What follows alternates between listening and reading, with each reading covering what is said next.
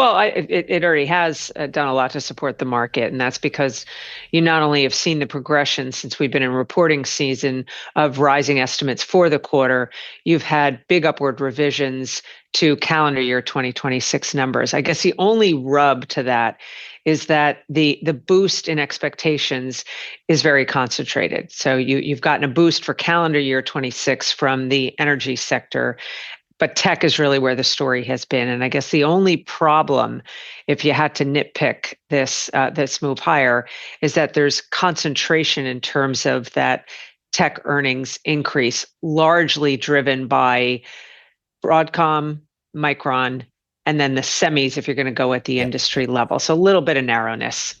Do you want to see more breadth, though, in the rally, in the market rallies that we've been seeing, Lizanne? Yeah. So, in a normal course of a corrective phase, you go through the correction, then you have a relief rally.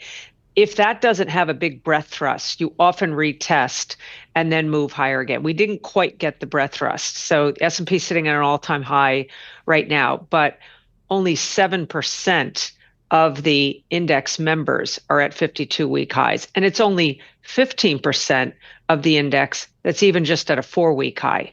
So we're developing a little bit of that concentration problem, and it would be a better backdrop for the market, medium to longer term, if we had some better breadth. Not yet. Lizanne, I guess late last year, maybe October, November, we started to see a little bit of a rotation in the market out of some of those high multiple growth tech names into some more value, maybe small and mid cap as well. Was that just a short-term trade, or does that have some legs, do you think? I think rotation has some legs, and we've been seeing that in earnest going back to last summer. The latter part of the rally that we have recently had was concentrated actually back in some of those, fan favorites from the 2021 period. So the meme stocks and heavily shorted stocks, retail favorites, quantum computing. That's given back a little bit more recently. But I think these rapid fire rotations is the name of the game. It helps to explain why, even though at the index level, the S&P 500 did not have a full 10% correction from a maximum drawdown standpoint, the average member within the S&P has had a drawdown of 20%. That is bear market level. It's just happened through churn and rotation, not all at once. Lizanne, you like GARP as an investment strategy, growth at a reasonable price. What's a reasonable price right now, and what do you like? Because you look at some of these tech companies, Google, Alphabet's Google, now at PE of 29. Is that fair? Is that rich? How do you view it? Well, I look at the market from an overall valuation perspective, not necessarily at the individual stock level, because that's not what I do.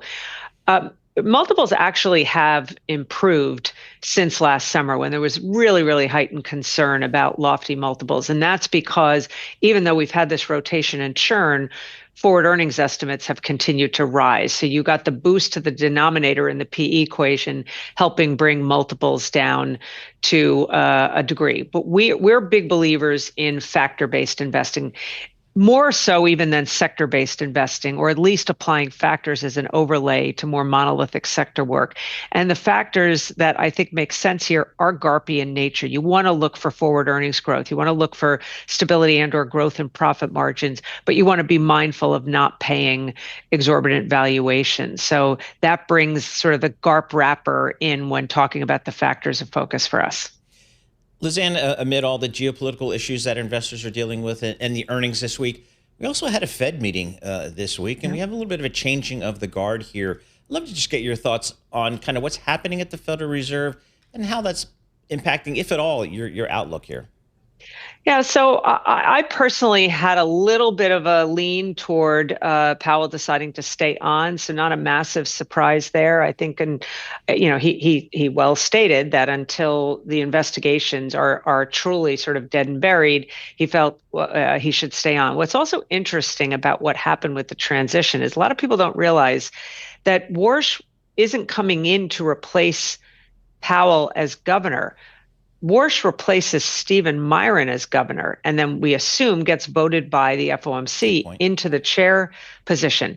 With Powell staying on, it means that the administration or President Trump cannot appoint another governor who might be either he could have tried to reappoint Stephen Myron. He would have had to go through another confirmation hearing.